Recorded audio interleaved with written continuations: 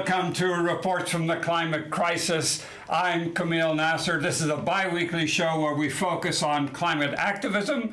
I have the good pleasure of having my friend Susan Lamont here. Susan represents Extinction Rebellion, or as it's known, XR. And welcome to the show. We're going to talk a little about activism, and especially in the Boston area. Extinction Rebellion started only a few years ago in England. It was very instrumental in changing government policy in England, in getting the government to declare a climate emergency, and getting the government to have a way to achieve net zero by 2050, which is their goal, and they're probably one of the best countries doing that. Now, Extinction Rebellion has chapters all over the world, including the United States, of course. So, Susan, why don't you start by telling us a little about the Boston chapter? It's in the Boston chapter started in early 2019. Yeah. So, like almost immediately afterwards. So it was successful in England because they got the government to declare a climate emergency. And there was a big action that they took. Can you describe that? I wasn't really there at that point. Extinction Rebellion has thousands of members in the UK, and they even have groups of like lawyers in Extinction Rebellion, farmers in Extinction Rebellion, scientists, and I kid you not, druids. Extinction Rebellion, so it's a wildly popular, and if you talk to people in the UK, they instantly know Extinction Rebellion. It's just something people know. It's a common. It's not a household. I wouldn't say people are talking about it over dinner all the time, but they are. Yes. It's everywhere, but here in the United States, not so much, and in the UK, though they have gotten a lot of people, they haven't brought down carbon levels at all, and I'm concerned about that. No, they haven't, but they have a good plan to do that, where we don't have one now. Yeah. So you've been involved in a lot of these civil disobedience actions, right? I support them for sure. Right. I've been involved in the support. And you've been a Red Rebel. I've been a Red Rebel. Tell us a bit about the Red Rebels. Well, the Red Rebels started also very recently in the spring of 2019 in a London Extinction Rebellion, and what we do is we wear red and like mime makeup and sort of these headdresses. It's very much, it has sort of like caryatids, if you know those are holding up the columns like in the Parthenon in Greece. But it's these, we're mourning, the loss of the planet, of life on Earth, and we are often in the die-ins and the processions for Extinction Rebellion. Yeah. So tell me, has the action so far taken in the United States, here and in Washington, D.C., New York, San Francisco, by Extinction Rebellion and other groups, has it done anything? Yes, I think it's put a lot of pressure on the government, and it's spread the word too. I mean, people now talk to me about Extinction Rebellion. Even being a member, I think in my social network, people now know about it, and the word gets out. I was visiting with friends last night, and they were kidding around with me about Extinction Rebellion, but now they know what it is, and they didn't before. It was like, what are you doing against that group you're in? But now they know it by name, and so it's good. And that, of course, the planet showing signs of collapsing, I think, is the big reason why people take action. But we're there to spread the word. So I've noticed something too. They were talking to Susan Lamont from Extinction Rebellion, and this is Report from the Climate Crisis. I've noticed something, that the press is more anxious to cover these stories now. And I noticed that in a recent action, that there was a lot of press there. And I would say that climate now is a hot issue, if you'd excuse the pun, right? It is a hot issue. Yeah. Yes, you like my puns. Yeah, I it's. think I'll start using that. Yeah, it is a hot issue. Yeah. So I think that now even a lot of Republicans, maybe they don't want to fund they're not denying. There's no more climate denier. Yeah. Would you say that's pretty well true? Yeah, there's I think the thing people are saying is that they are not acting. They acknowledge it, but they aren't. They keep putting off action, and that's their plan. I wonder, though, in Congress, you don't hear from anyone except for, Mitch McConnell, like in the Senate, and Schumer in the Senate, and and Nancy Pelosi, and all those other people are quiet. I can't believe that there's just a huge block of people who don't want to do something about the climate crisis. Well, tell me this then. Can XR influence Congress? Well, I don't know. That's not really our goal. We do want the government to start telling the truth about the climate emergency, and we want them to start to act now. So hopefully, we're influencing Congress in that way. We try to put the pressure on, and they've taken a few steps in the right direction, but by no means will what we're doing solve the climate crisis. I have great hope, though, that we'll suddenly have a green movement and we'll have momentum. Yeah. I mean, I'm hoping for that. So is the movement growing? Oh, I would say so. Yeah. Yeah. We have like loads of new people in Extinction Rebellion. Yeah. Young people? All ages. All ages. Yes. Yeah. People and like us people, and young. people like us, all ages. Yeah. So from the kids to and kids with their parents, and people in their early 20s and early 30s and onward. So you inconvenience a lot of people. Yes. And is that all right? Well, they need to. It draws attention to the cause, and like I said before, I mean, it's one thing. There isn't going to be any work on a dead planet. There isn't going to be, if you're going somewhere, you're not going to be able to you're going to have to start acting to save life on Earth. But you make people mad. Yes, well, we're making a point. I know a lot of people, though, don't like that at all, and it's not their fault, and they don't want to do that, but, you know. Okay. Well, so tell me, there's, in climate activism, there's, maybe on all activism, there's burnout sometimes. Yep. People just, they get so committed and then they have to take a break. Is that a problem in the movement? Yes, I think it is a problem. It's been very frustrating because we're seeing the carbon levels go up, and we're hitting all these, turning points, there's no more ice in the Arctic, and I think that's messing up the weather. And we've just had incredible heat in Boston, record-breaking heat and drought, which is threatening wildlife everywhere. Yeah, so. Not just here. It's all over. It's all over the world. All over the world. I was taking the local angle. Yeah. Yeah. So we're working on a kind of a global level, but you're still being active in the local level, right? Yeah. And you think that just by closing an intersection, we could, or putting a pink boat and a 30-foot pink boat in the governor's driveway. I thought that was very good. Yes. But he got mad. Yes, he was mad. He did. Yeah.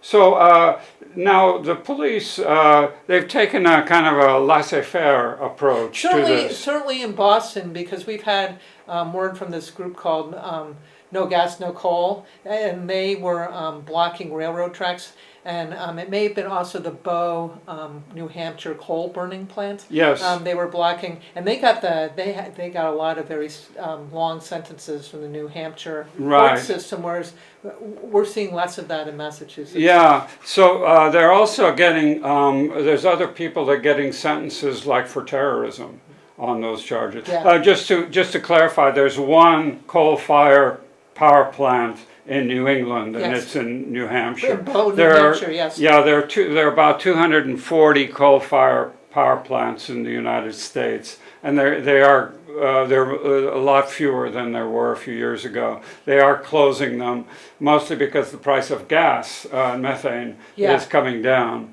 But in places like China, the coal-fired power plants are on the increase. There's over 1,800 in China, and they're building more. And in Indonesia, India, mostly in Asia, and Europe, they're mostly closing down as well. Yeah. Do you see gas as a transition? No, that's terrible. Yeah. I see no fossil fuels. No. It really has to be. We really need to cut over the wind and so what solar. are the solutions? Wind and solar would be good solutions. Also, in Extinction Rebellion, I'm not a technical person with energy, but we do need experts to address these issues. Yeah. And not just me, just like making it up out here on the television show. So but things like electric vehicles are coming, Yes. and solar is coming, and now the government is going to subsidize solar energy quite a bit. So Right. yeah, and I think one of the things you're going to see a lot more is e-bikes, because the prices of e-bikes is coming down. They're very popular in cities, e-bikes and scooters. Yeah. And so, I think you're going to see that a lot more. In Boston, we have lots of new bike lanes too, which that's perfect for that. Yeah. And it's been great because now you can get around to, like I can go, I live in Arlington and I can go to Harvard Square just all by bike lane now. Yeah. Yeah. So how do you see the picture in Massachusetts? Well, we've been protesting a lot in Massachusetts, and we've had a tough time with the legislature has taken, and the governor have taken a lot of money from the methane gas companies like National Grid and Eversource, and have been very slow at adopting legislation. And currently there's a bill sitting on the governor's desk that he's not signing. I mean, I know he's not running for office in the fall, but during his time he's encouraged the pipeline continued construction of pipelines in Massachusetts, and has been we've gotten Weymouth, the Peabody Peaker plant, and the compressor plants, station. and these are fossil fuel infrastructure that we don't really need, and it's just I really don't know why they're there. Also, right now the MBTA seems to be on fire every day. The MBTA. What's up with that? It's like, and where was his stewardship on that? When it has to anything, it seems to me when it comes to bringing down the carbon levels, he just hasn't been there for the state, for the Commonwealth. Yeah. So I just want to point out that in China, which I know China bashing is very popular nowadays, almost all the buses are electric. Yeah. Whereas here we have almost no buses electric. There's some. A few, but I mean minor. No, not like they should be. Not like it. Yeah, I think they're methane gas powered. Many of them are. Yeah. So, as a climate activist, do you suggest certain things like putting hydrogen in gas or something like that? Hydrogen through the gas pipelines. Yeah. I told that we were talking about that one day, and one of the people there said that's the Hindenburg solution. Yes, I completely agree. Yeah. And I think the utilities kind of don't care because they could spend money, and so hydrogen to them seems like that they're doing something for the climate instead of burning methane. Right. And really they just pass on all the money they're spending to the consumer, and no skin off their nose. They're having a lot of problems, I think, because they have all that infrastructure, and they're really if everything goes to an electric grid. I mean, where are they at? Yeah, nowhere. Yeah. So tell me, where are you optimistic or pessimistic about I'm our future? optimistic. Well, if we really have to ride this the green wave that's coming with this bill, and and get more things done. Yeah. Yeah. So I would think that in order to be a climate activist, you have to be optimistic. Well, yes, this is that's why I'm hoping that this we'll start seeing change with this bill. It's not it doesn't go far enough by any means, but it provides a lever Yeah. for the movement. Otherwise, you would be apathetic. No, You know, I don't think so. It's hard to see life on Earth vanish. I mean, if you can see this day to day. I mean, 20 years ago in my yard in Arlington, the crickets were just deafening, and it's only been the last couple, and they were there always by the end of July, and I'm hearing a couple now, but nothing like it was. So there's a lot of insects dying. And we're losing the natural world, and that makes me very sad. And I don't think I could not do something about that. Right, right. We're losing a lot of insects and a lot of birds. I heard a statistic, and I don't know if it's accurate, that we've lost a quarter of our bird population worldwide. Yeah. Which is very alarming. Yeah. Well, if we're losing our insects, they're dependent upon the insects. All that, and we're dependent on all those things too. So. Yeah, at the same time, we got the wrong kind of insects because we have the Lyme bug, the Lyme tick, that's spreading all over, and you never used to see Lyme disease up in the cold climates of Vermont and New Hampshire and Maine, and now even in Western Massachusetts, and now we have it. Yeah. Yeah, and it's spreading around. Yeah, and mosquitoes and other bugs. Yeah. What do you see as the biggest opposition? Is it funding from the natural gas people, or it's funding? I think it's the dark money in the government, from the fossil fuel companies. Yeah. So we're talking about the climate. This is Report from the Climate Crisis. My guest is Susan Lamont. My name is Kameel Nasr. It's really good to have you. And if you had a wish list, here's your paper. Wish list of climate goals. Realistic climate goals. What would it be? Well, certainly to get rid of fossil fuel infrastructure.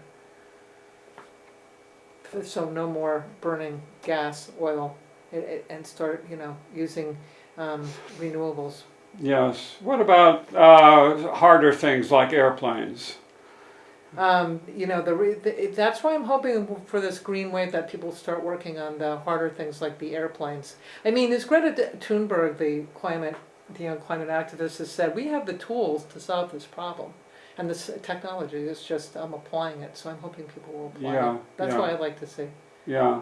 Well, there's a couple of things that I want to shout out to.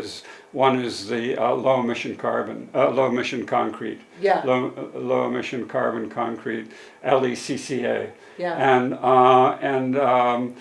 And it's up to the governments to try to buy more of this, because we're using concrete's everywhere. Yeah. In every country. Yes. It's poor countries, rich countries, and there's some remarkable new technologies that are infusing carbon dioxide back into the concrete. And the problem with cement, I know a lot of people mix up concrete and cement. They're two different things.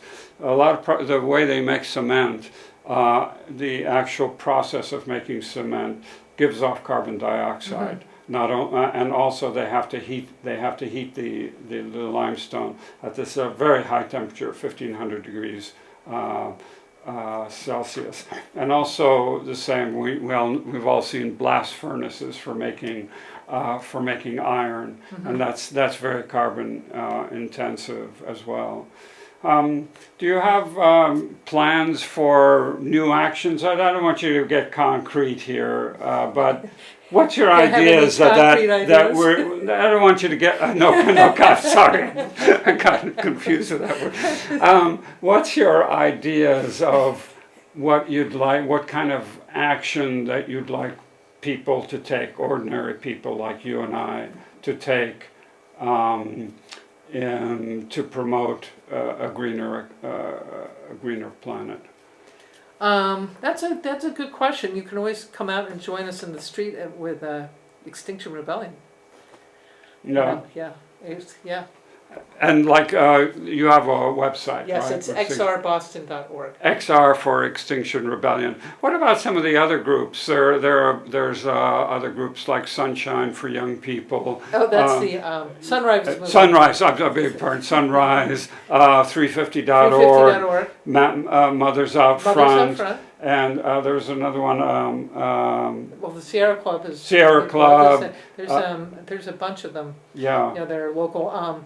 One of my favorites is MCAN and the CANS. It's the Massachusetts Climate Action Network, and then they have like Sustainable Arlington, where I live, and they have the Boston Climate Action Network, and they do the hard work of legislation and the codes for buildings. Yes. And because a lot of our problems in New England is losing heat from buildings. Yes. So so the stretch codes, I think it's called, which I don't know.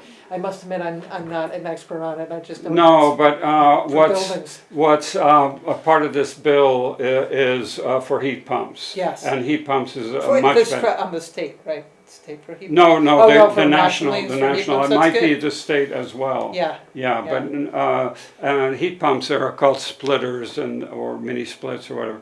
They're very much more efficient. Yes, they take the heat from the ground and turn it into heat and cooling for your house. It's the technology is amazing.